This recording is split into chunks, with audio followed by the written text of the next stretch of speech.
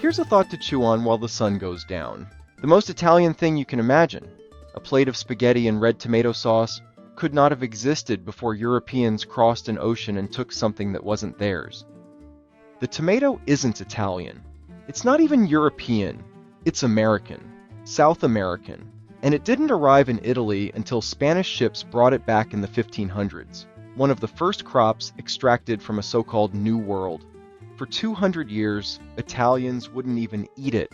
They thought it was poisonous. They grew it as a decoration. The first written recipe for spaghetti in tomato sauce, 1844. That's it. The dish you think of as ancient, eternal, the soul of a nation. It's younger than the United States Constitution. Hold on to that, because by the end of this walk, I'm going to show you how that plate of pasta and a bulldozer on a protected Albanian coastline are the exact same story, and what I think we have to do about it. I'm Scott. Walk with me. So, for a lot of us in the West, life kind of sucks right now. Things are expensive. Everything feels chaotic. The quality of life our parents had, the one house, one income, summer vacation, retire at 65 version, it's slipping through our fingers, and we all feel it. I'm not going to belabor that or talk down to you about it. You live it. But I want to give you two facts that reframe the whole thing, because how you understand why it feels this way changes everything about what you do next.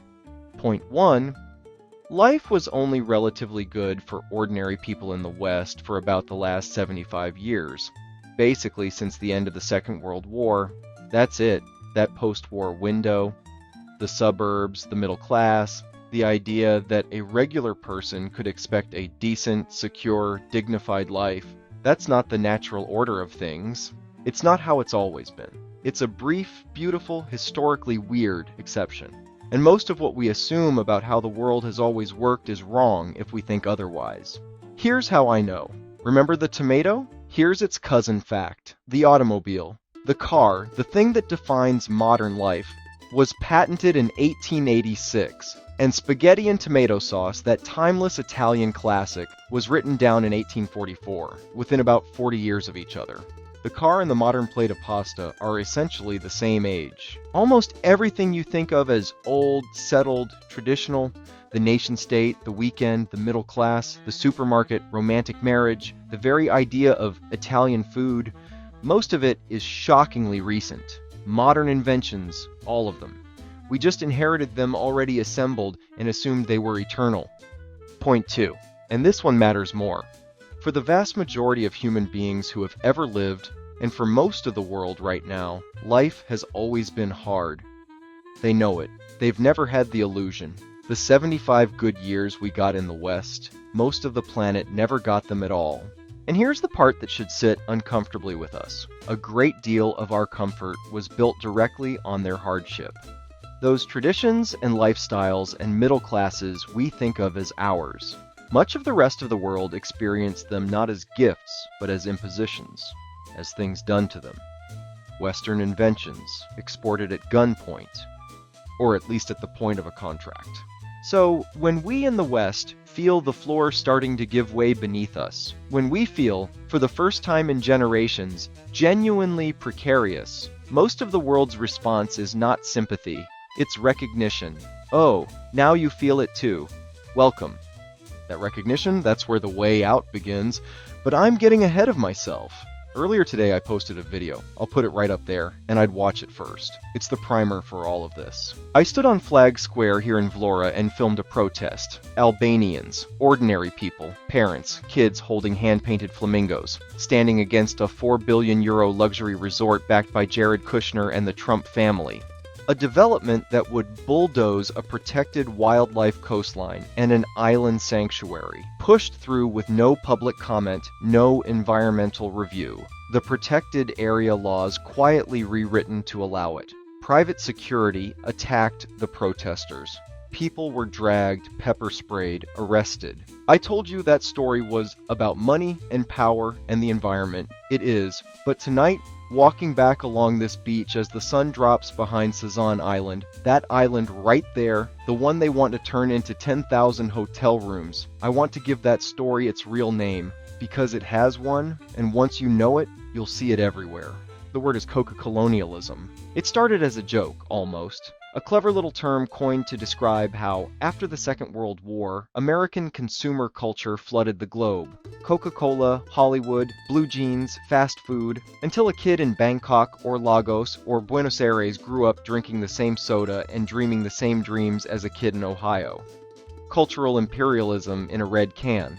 The soft conquest. You don't need an army if you have an advertising budget. But the idea has grown up, and in its modern sense, the sense I mean, Coca Colonialism is no longer mainly about culture. It's about extraction. It's resource exploitation dressed as investment. Aggressive foreign capital dressed as opportunity. Private equity dressed as partnership. It's the systematic siphoning of wealth. Natural wealth, public land, labor, heritage. Out of developing nations and into the enrichment structures of the already obscenely rich in the West and its allied capitals. It's colonialism that learned to use a contract instead of a cannon. The flag has been replaced by a logo. The colonial governor has been replaced by a fund manager. But the flow of wealth runs in exactly the same direction it always has, from the many in the poorer places to the few in the richer ones. And here's why I open with the tomato. The tomato is Coca Colonialism's oldest receipt. 500 years ago, the engine of European wealth was literally extraction. Silver, sugar, spices, crops, and human beings hauled out of the Americas, Africa, and Asia and turned into European prosperity. The tomato came back on those same ships. And the beautiful dark irony is that we then took that stolen fruit, made it the centerpiece of a traditional national cuisine, and forgot where it came from entirely. That's the trick. That's the whole trick. Extraction, followed by amnesia. Take the thing, build your comfortable life on it, then tell yourself it was always yours. The Kushner resort on Sazan is just the newest entry in a ledger 5 centuries old. Same logic, same direction of flow. A little island that belonged to all Albanians, taken by the powerful, repackaged as luxury for the rich. And in 50 years, someone will lie on that private beach and have no idea. None. What was there before, or who it was taken from? That's Coca Colonialism, not the soda, the system. Now here's where it gets bigger than Albania, bigger than Kushner.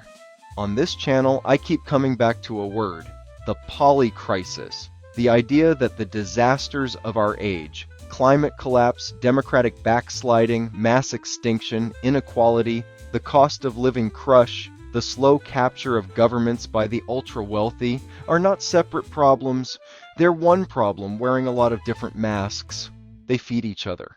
They're symptoms of a single underlying disease, a world organized so that a tiny number of people can extract everything of value and leave the bill for everyone else. And for the earth itself. I've shown you pieces of this before. The bees that aren't buzzing and the birds that aren't there anymore. 90 degrees in April in Pittsburgh. Aquifers that took thousands of years to fill, drained to water golf courses. I've shown you the pandas and asked why a creature needs its own day, just to be remembered. Those videos showed you the symptoms. Tonight I'm trying to name the disease. I made a video called None of Us Are Happy Right Now, about that ambient dread so many of us carry. I've called this our Titanic moment, a ship full of people who can see the iceberg and can't seem to turn the wheel. I've talked about the lie about the jobs nobody wants to do, about who actually owns history, and about a doctrine 500 years old, the Doctrine of Discovery, that gave European powers the legal fiction that they could discover land already full of people and simply take it.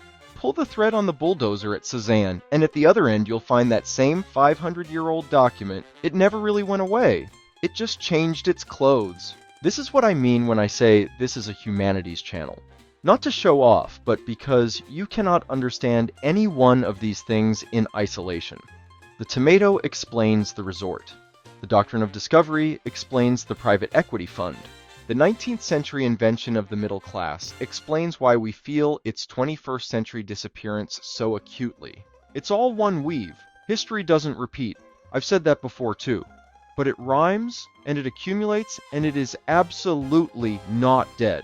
It's just that our understanding of it has been allowed to die, and that's not an accident either. An amnesiac population is a compliant one. So what do we do? Because I refuse to just diagnose. Diagnosis without a prescription is just despair with footnotes. And let's be honest, no one needs more despair right now. If you're like me, some days the weight of all this makes it hard to get out of bed. I get it. I feel it too. So let's not sit in it. Let's talk about what actually helps. Longtime viewers know I've talked about the tragedy of the commons before. The village well that runs dry when everyone takes a little more in my Democracy in Crisis series. The social contract of the commons is my answer to that tragedy. If the old story was the warning, this is the way out.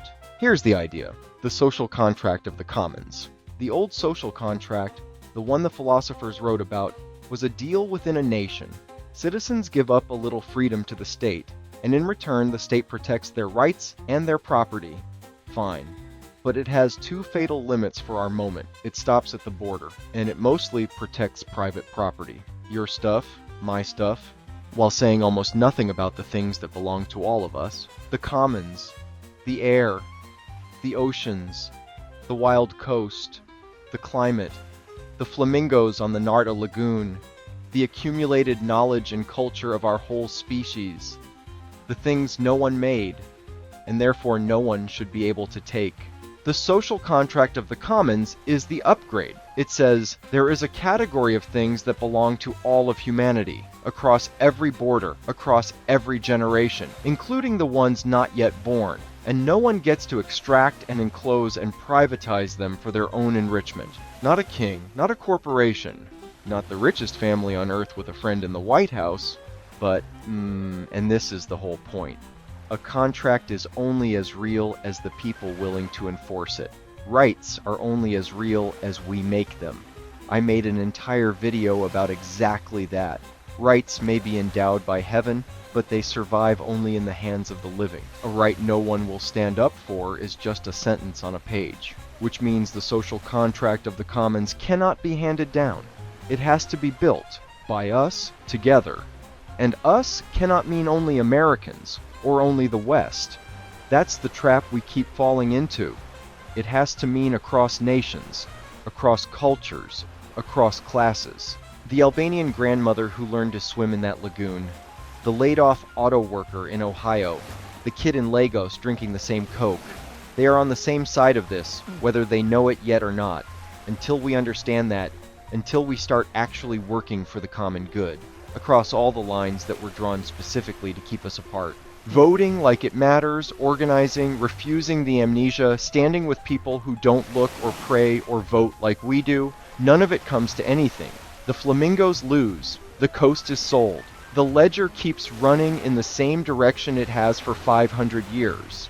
There's a line I love, and I have a personal stake in it. Benjamin Franklin, who, family legend holds, sits somewhere far back on my mother's side of the tree, supposedly said it as the American colonies decided whether to hang together or fold. We must all hang together, or assuredly we shall all hang separately. That's it. That's the whole thing. It was true for 13 squabbling colonies in 1776, and it is true for 8 billion of us now on one warming planet, watching the same iceberg. We hang together, or we hang separately. This is why I make this channel. I make the Renaissance spirit because I believe what the Renaissance itself believed, that embracing truth, knowledge, and an understanding and compassion for humanity and our shared history opens up the world to each of us individually and improves all of humanity, that it gives us the chance to be better stewards of the earth and of each other. The Renaissance gave birth to the Enlightenment, to the Age of Reason, to the radical idea that ordinary people, armed with knowledge, could govern themselves and remake the world. That idea isn't finished. It's just under attack. Living the Renaissance spirit means treating history not as a dead and distant past, but as a living dialogue with the people who came before us and the people who come after, our progeny, our posterity, our legacy. Will we hand them a world free from the fear of climate collapse and the end of democracy? Or will they look back and ask how we could possibly have seen it all so clearly and done so little? I've even told this as a story, a kind of scripture for it. In the beginning, there was the commons, before crown or border, coin or creed, when the world was still uncarved by conquest. And there was a law before law. Thou shalt not hoard what was meant to be shared. Thou shalt not fence the earth, nor brand the sky. Thou shalt do no harm to the future. If that stirs something in you, I've made a whole piece on it, and the charter it comes from, the social contract of the commons. That's where I'd go next. It's the closest thing I have to a blueprint. The sun's going down behind Sazan now. Soon I'm going to take you out there, onto the island, into the lagoon, so you can see exactly what's at stake before anyone gets the chance to take it and make us forget. Until then, learn the history of the things around you. The tomato on your plate, the car in your driveway, the word in your mouth. Pull the thread. It always leads somewhere, and that somewhere is almost always here. To power, and who holds it, and what we're going to do about it, together. I'm Scott. Thank you for walking with me. If this conversation mattered to you, don't just feel it. Use it.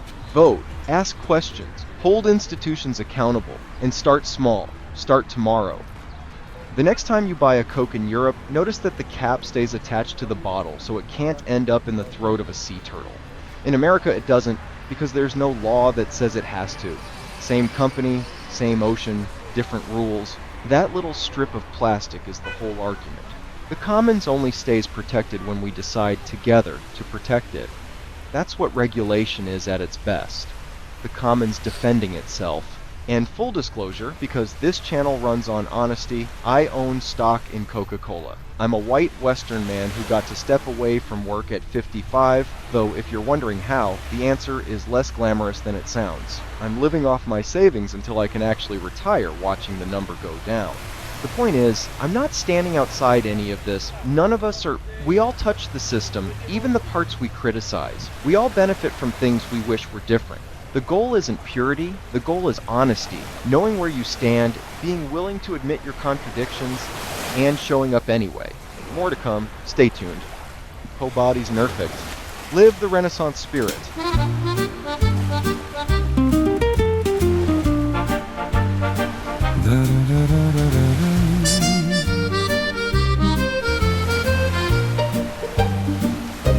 The sun is going down on Sazan, gold across the bay.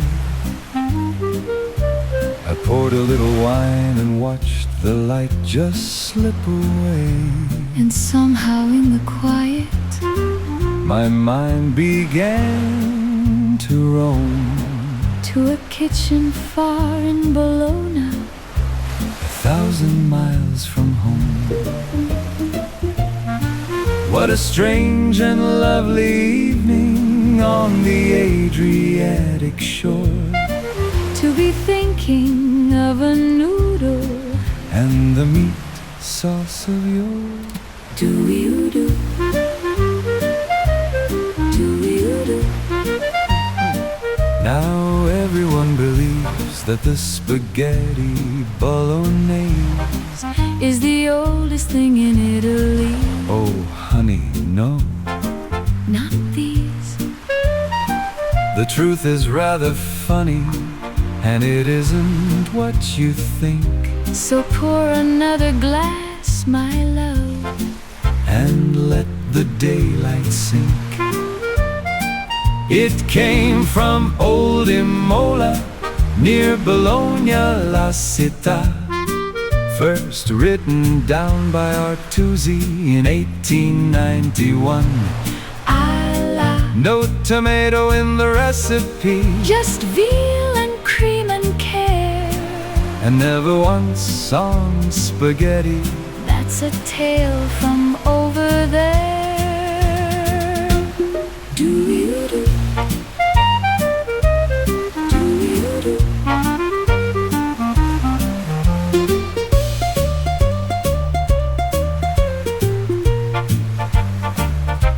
They serve it on tagliatelle, egg and soft wheat rolled by hand.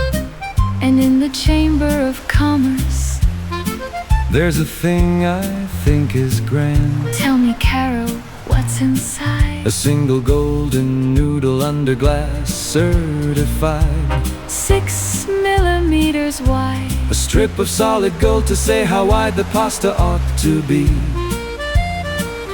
Oh, Italy, sweet Italy, your beautiful absurdity.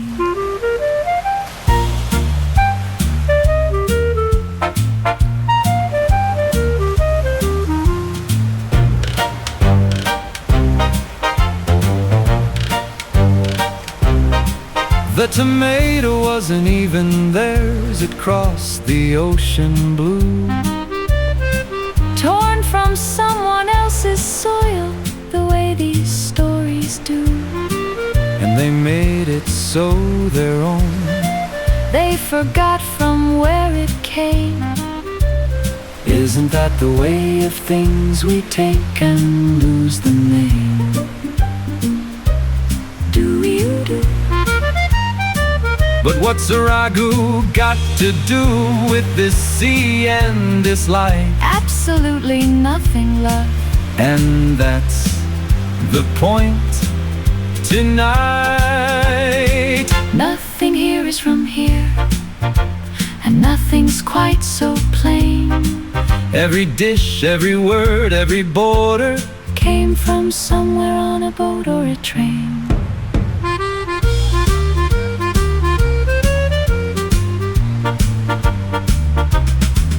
So here's to old Bologna and the sauce that traveled far, to the noodle made of gold and the flamingos and the stars, to the things we think are ours that the whole wide world once gave.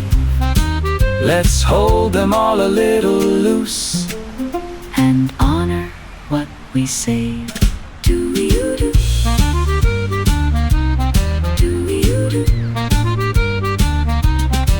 The sun is almost gone now, just a ribbon on the sea, and a meal from old Bologna kept me company. What a strange and lovely evening on this far Albanian shore, to remember where things come from and to love them all the more. Do you do? Do you do? Do you do?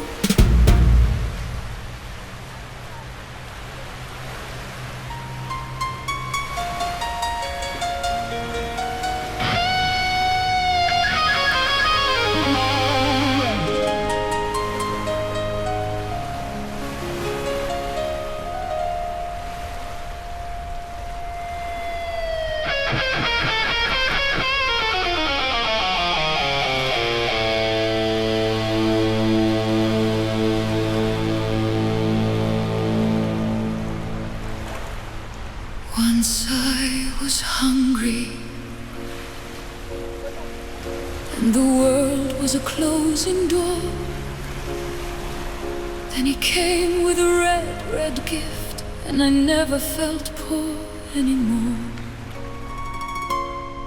He wore a beautiful mask and a smile like a neon sign.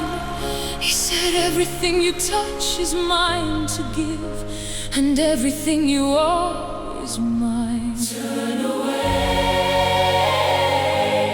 turn away. I should have run for the light, but the dark looks so much like home. And every time he calls my name, I forget the blood, I forget the chain. He took a bite and I called it a kiss. Oh, I called it a kiss. I gave him the field, I gave him the sea, I gave him the rivers that run through me. He drinks the world and he calls it trade, and I love the monster, the money he made.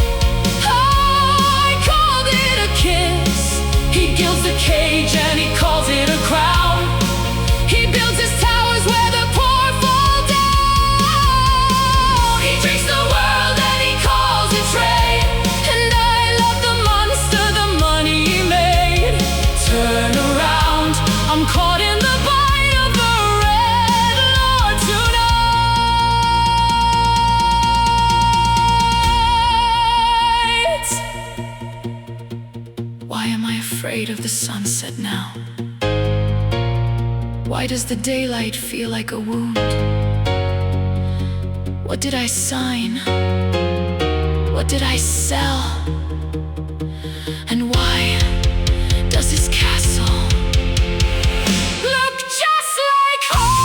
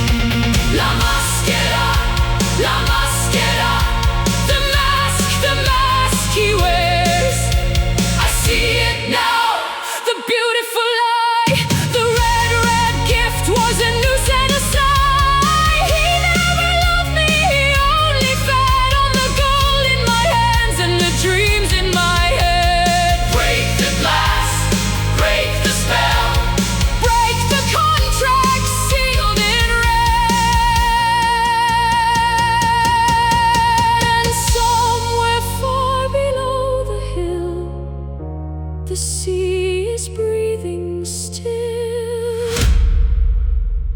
The sun is going down, but it is not the end. The dark he promised me is not the end. Turn around. Turn around. Turn around.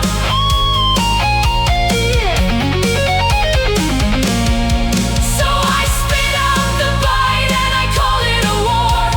I won't call it a kiss anymore. I take back the fields, I take back the sea, I take back the rivers that ran through me. He drinks the world, but it isn't his trade. I won't love the monster the money made. Turn around, I am breaking the bite of the red Lord tonight. Turn around. Turn around. Turn around. Rise up. Turn around.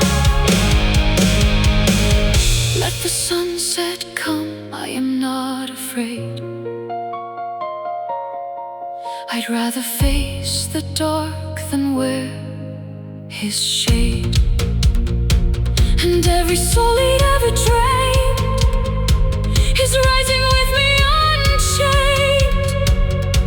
The weather is nice here, but not everywhere. So turn around and walk into the dawn. Turn away.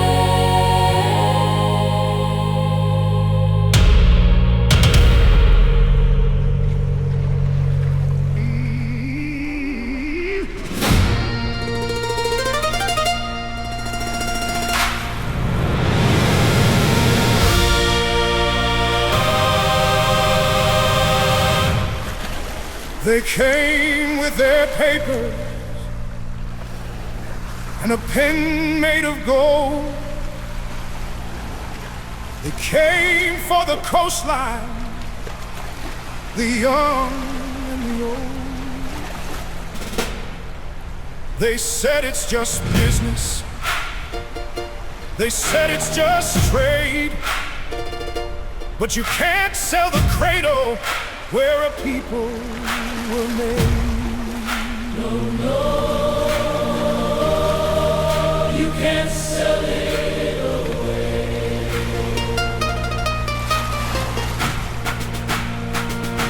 They fenced off the water where the children once swam. They bought up the marsh and they bulldozed the land. But the flamingos remember, and the grandmothers know, some things are not theirs to take by or sow. The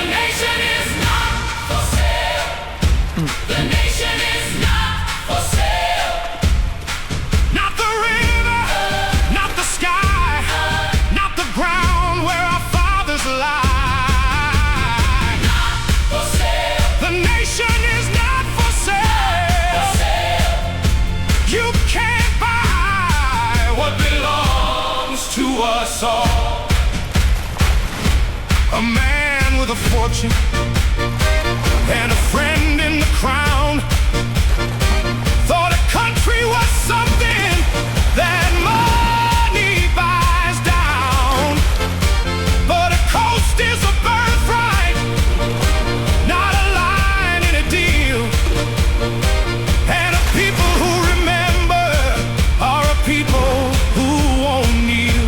We won't kneel, we won't kneel. You can rewrite the law in the dark, in the night, but you can't rewrite the morning when we rise for the fight. The nation is not for sale. The nation is not for sale. Not the river, not the sky, not the ground where our fathers lie. For sale, The nation is not for sale. sale. You can't buy what belongs to us all. What is held in common was never theirs to hold. Not the air, Not the air, not the water, not the future, not the gold. Shippery Anuk City. The land is not for sale. Shippery Anuk City. The land is not for sale.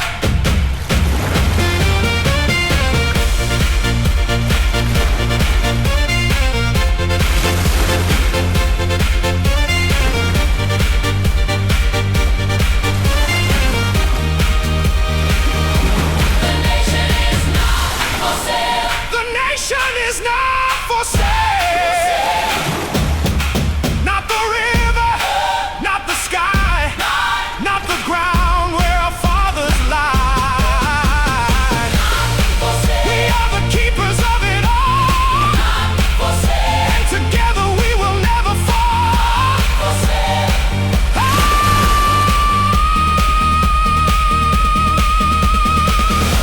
So sign your name in action, not in ink, not in gold. We are each other's keepers, and the world we share, we hold.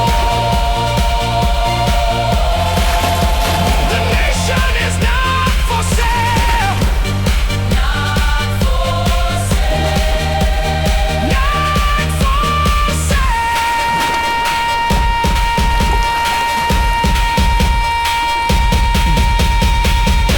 For sale.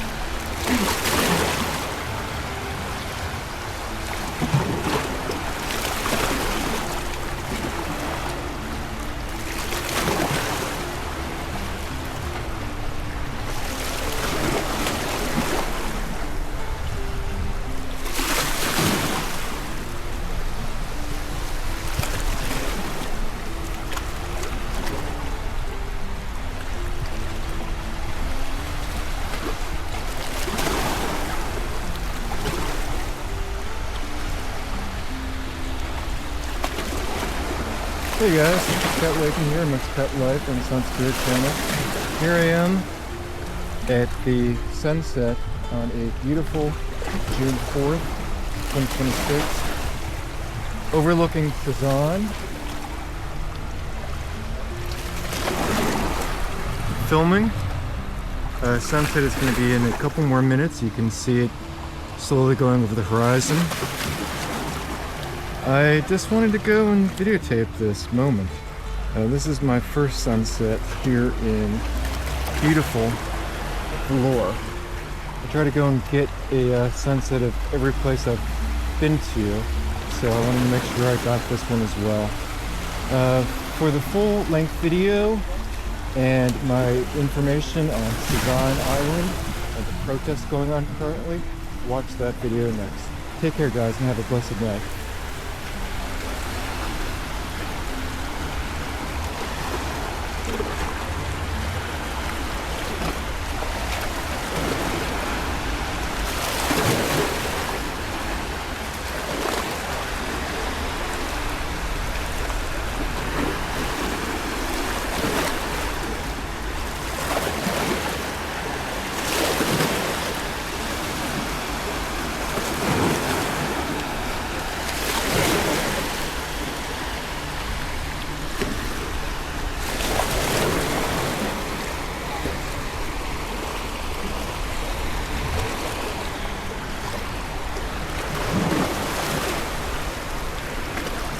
Well guys, we've reached a sunset here over Sazan Island, there to our left.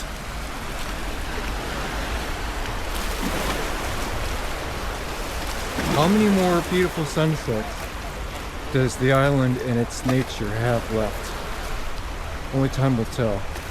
Let's see if the protests currently happening here in the country will make any difference. Take care guys and have a blessed night. And thank you very much for watching.